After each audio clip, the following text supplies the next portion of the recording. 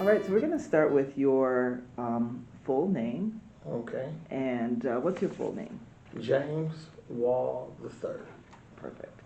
And where and when were you born?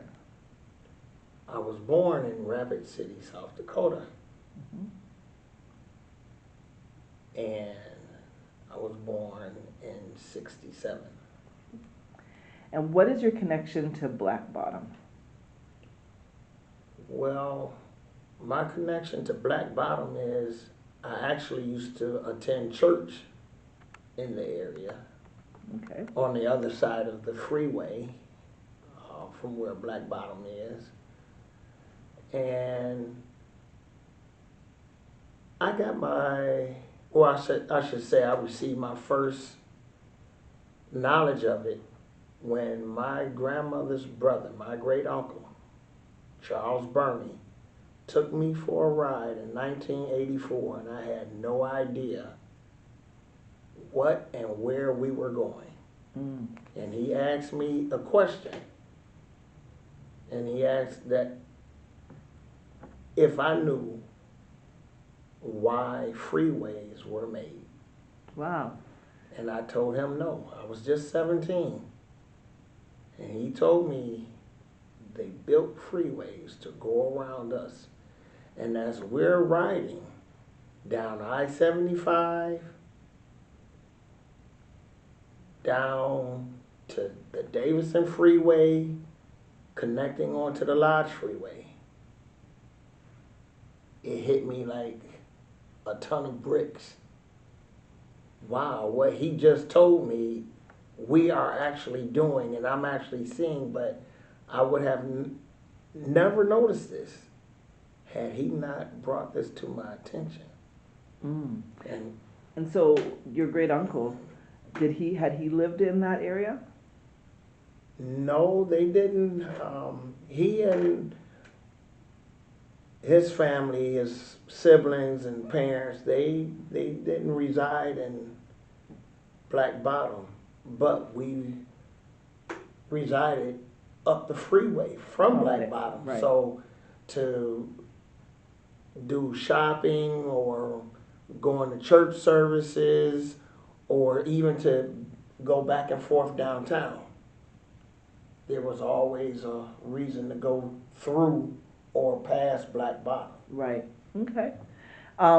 So do you remember any of the stories that he told you about the time before the freeway was there? Like, so it seemed like you had some curiosity once he asked you that. Oh yeah. So, what did he Oh go on yeah. to tell you? What did you learn about that area? Okay, what I learned from that day is that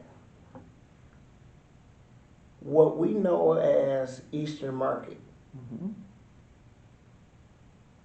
that's the last and only piece of Black Bottom that's still standing.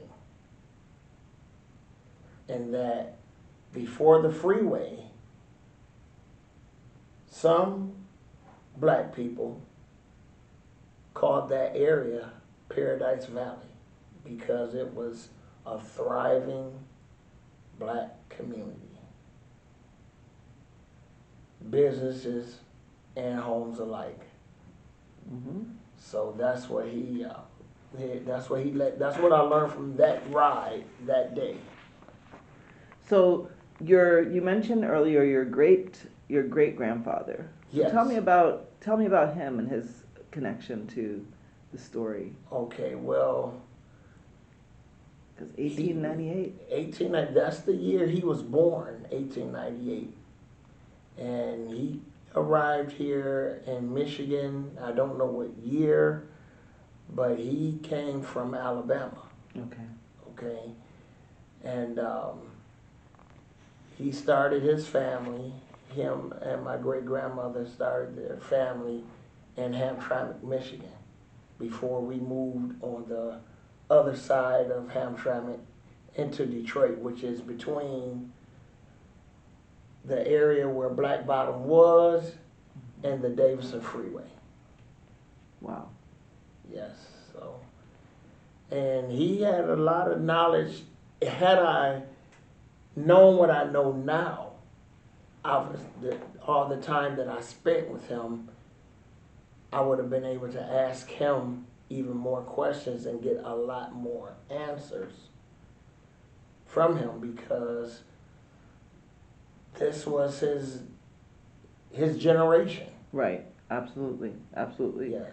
So tell me about the community that you grew up in. Like, what was it like? So you had your great uncle, and he would tell you these stories. Tell me about what he said his community was like when he was growing up. When he was growing up, he was he and my aunt and my grandmother.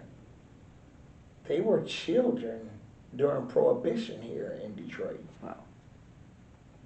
And a lot of the area that Black Bottom used to be in at one time was controlled by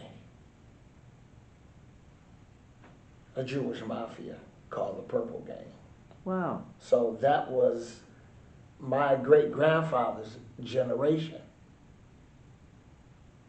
And even the Purple Gang here in Detroit had connections with Al Capone in Chicago. Cool. And that was before the freeways were built, and the only way back and forth to Detroit and Chicago was Michigan Avenue. So our Michigan Avenue here in Detroit is Chicago, Illinois' Michigan Avenue as well. So it's the same connector. Same route. Wow. Yes. So when you heard about Black Bottom, what did it mean to you? Like, what did it drum up in you, like that feeling? So tell me about that. At first, I thought it had something to do with the area they only allow black people to live in, but that wasn't the case.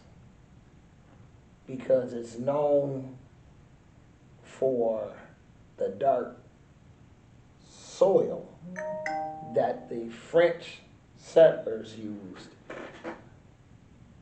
in the 18th century. So, be it that Detroit was established in 1701, that was what made that area so significant. Now, how all the black people came to live in that particular area of Black Bottom, that I don't know. Mm-hmm.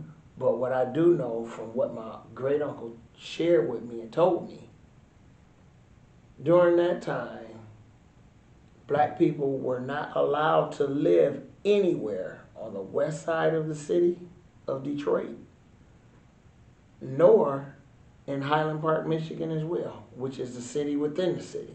Right. And right. that's also down the freeway from Black Bottom. That's true.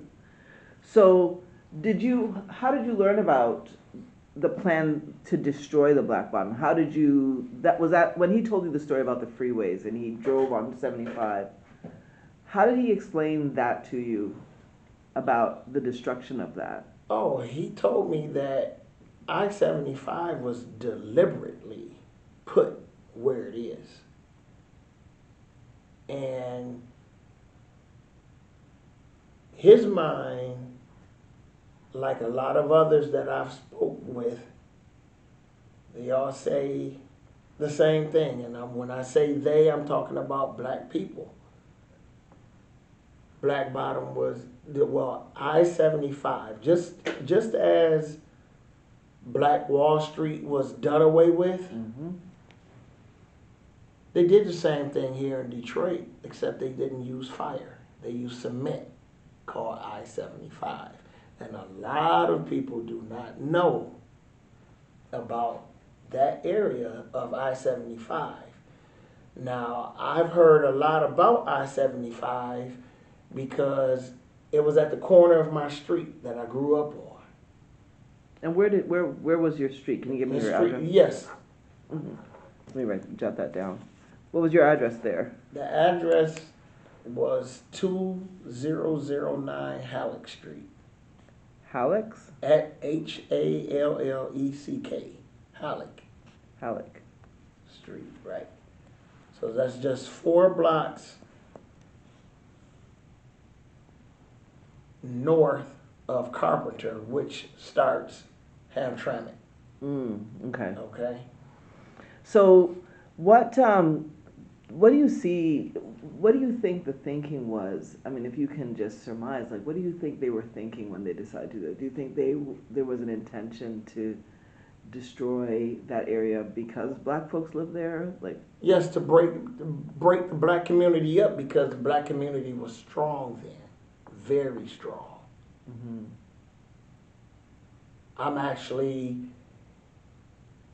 part of the last generation of what we call the village. It takes a village to raise a child. I was raised in a village where everyone looked out for one another and each other's children as well. that's true. That's true.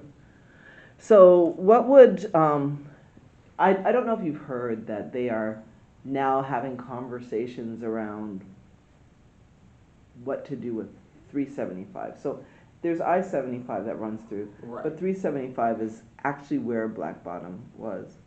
Now, what would you imagine that they could do with that? Like if you were king of the world right now and you could wave your magic wand and you could imagine something possibly new for 375, what would you imagine? What I would do, I would leave the freeway there. But what I would do, just as Detroit has put up these historical markers with the green background and the gold letters, but they will be large. And you would be able to read and be able to see where Black Bottom once was. Because if no one had my family never mentioned anything about Black Bottom, I never would have known anything about it. Mm-hmm. And see, my family, my mom, my grandmother, her siblings, my great grandparents, they gave me what they seen. So my information actually came from people who lived it, not something I read or something that I heard about or something someone had to show me. No, my information came from and comes from those who actually lived it. My dad, before the freeway, and I-75 is so significant because it is what broke Black Bottom up. Mm-hmm. It started building it in the 50s. Mm-hmm. Okay? And before the freeway was even here, eyes on I-75, let's see, that will be southbound. The southbound side of 75, the original Chrysler World Headquarters is. Okay? So my dad used to walk from Highland Park, Michigan, on the side and come from the side of Chrysler onto Howard Street to visit my mom when they were dating. Wow. Okay? And the street that I grew up on, I always thought it was just as long as it was, but before the freeway, the street actually went further out. And my father would tell me all the time how it was so convenient to make that walk to see my mom before the freeway came in. And to me, what I-75 did to Black Bottom, it did just what it was purposed to do. It broke that black community up to where you have different parts of the city with different names straight down the freeway that used to be connected together. But then here's the divide. You have Detroit over here, even though Detroit is on the southbound side of the freeway, it's called the North End.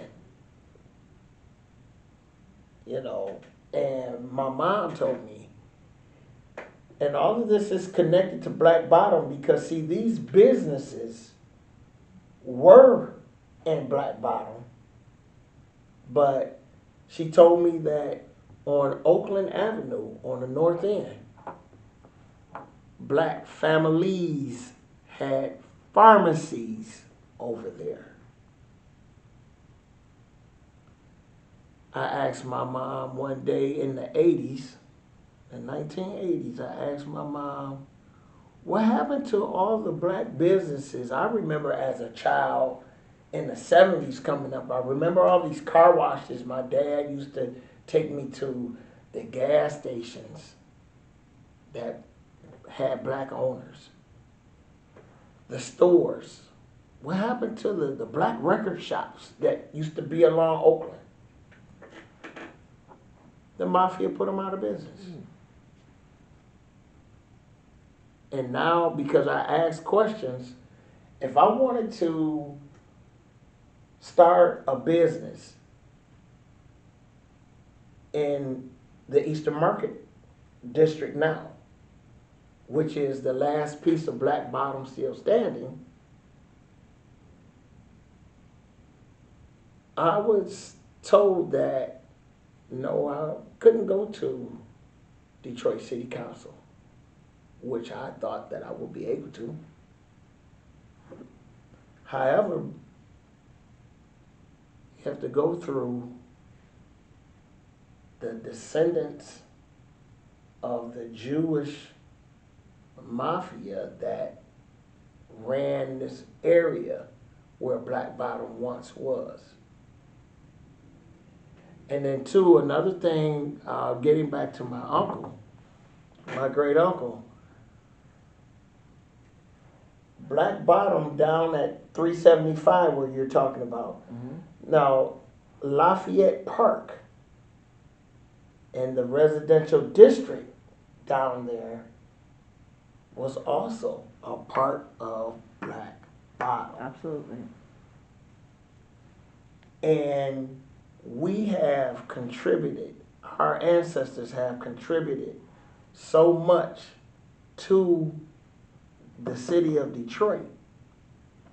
A lot of those guys that were Freemasons that resided in Black Bottom were some of the Freemasons that laid the original foundation for the Davison Freeway, which is the first freeway in Michigan. So Black Bottom and my great uncle, it impacted us a lot.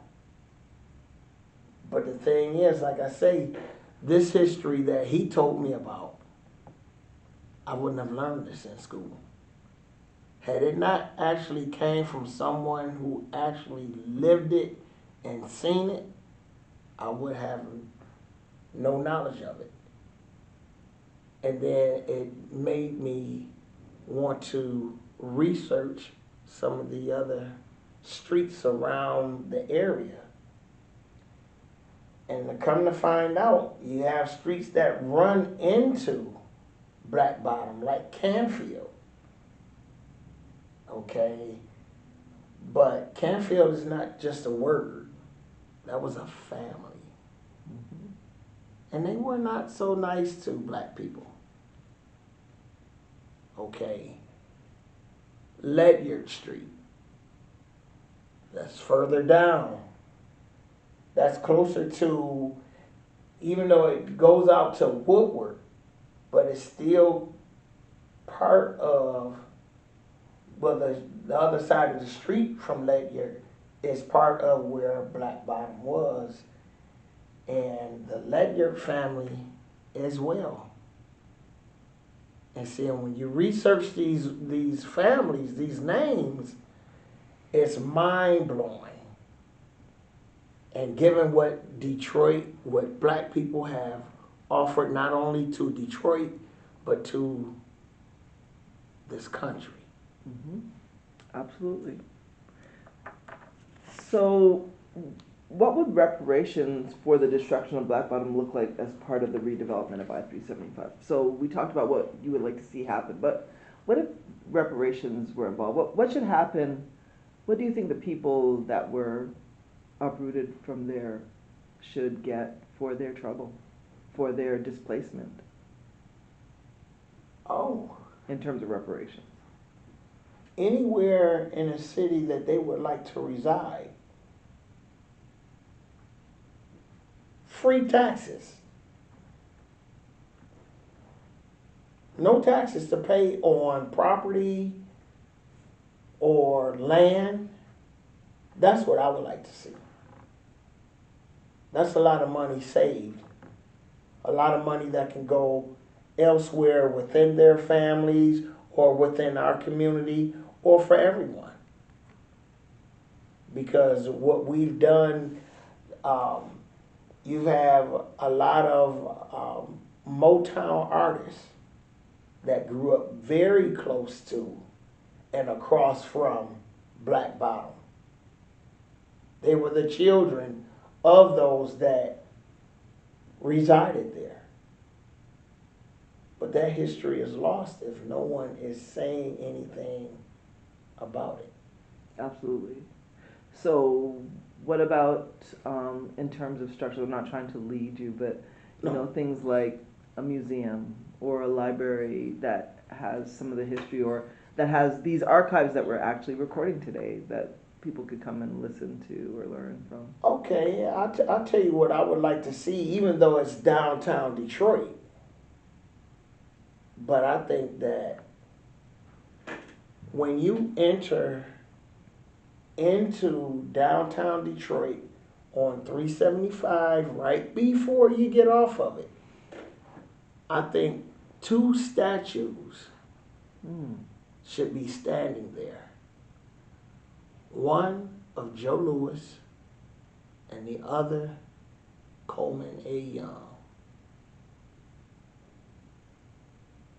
Now, a lot of people put that man down, they bash him and said he was such a bad man, but one thing about Coleman Young, he made sure Detroiters had jobs. Even when I was a teenager, when we were out of school for summer, he made sure there were summer job programs for teenagers to get involved in, something that has disappeared. Okay. There's an Iron Fist downtown Detroit. To me, it was an insult to Joe Louis to put that there when you could have made an iron statue of the man so people would know who he is. Well, I think the iron statue is inside of the Huntington place. So there's a big statue of him inside. But if you don't go in there, you don't see it. True. Rather than looking at this Iron Fist outside, and then you have this silly city of Detroit figure on the Coleman A. Young building that wasn't even a real person, when that could have been an iron statue of Coleman A. Young there. Right. And he was also he was a resident.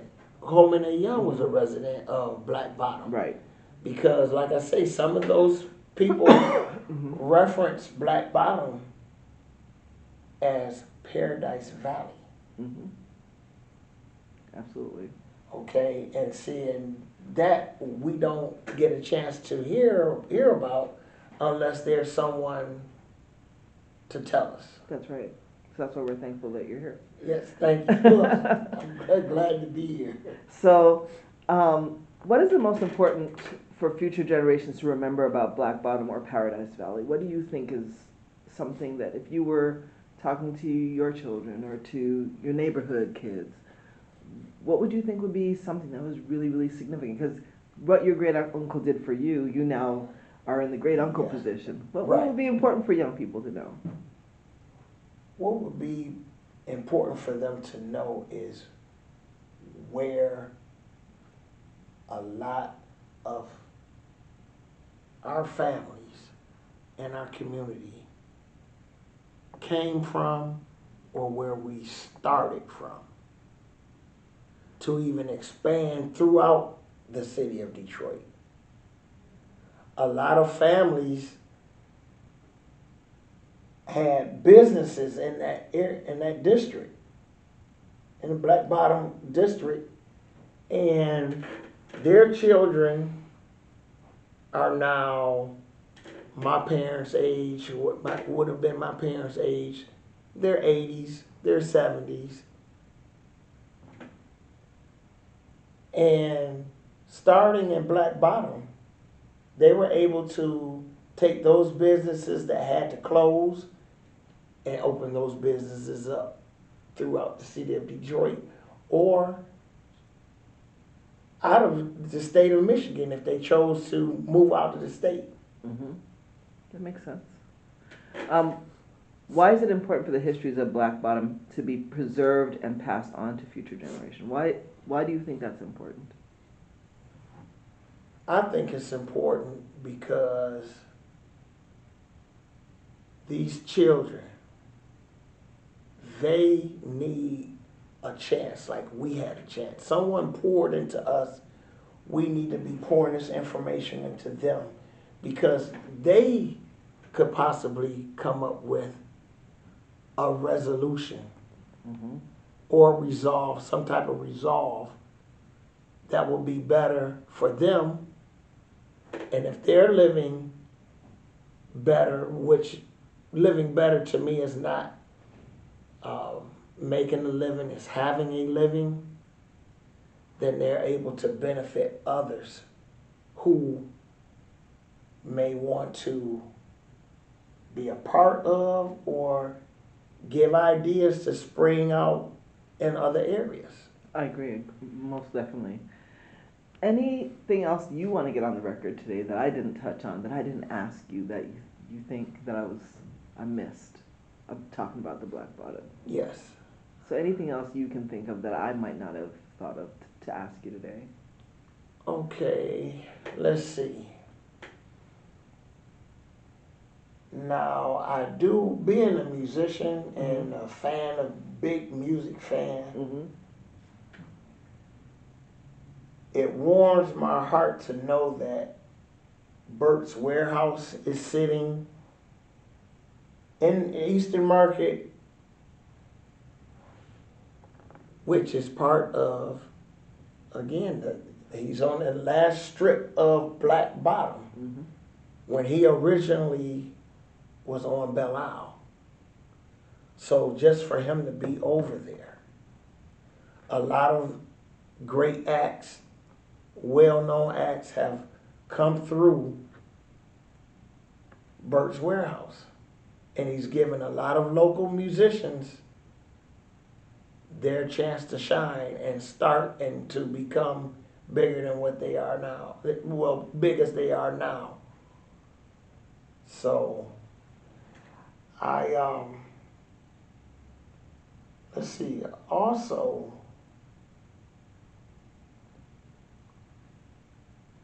the auto industry. Mm-hmm.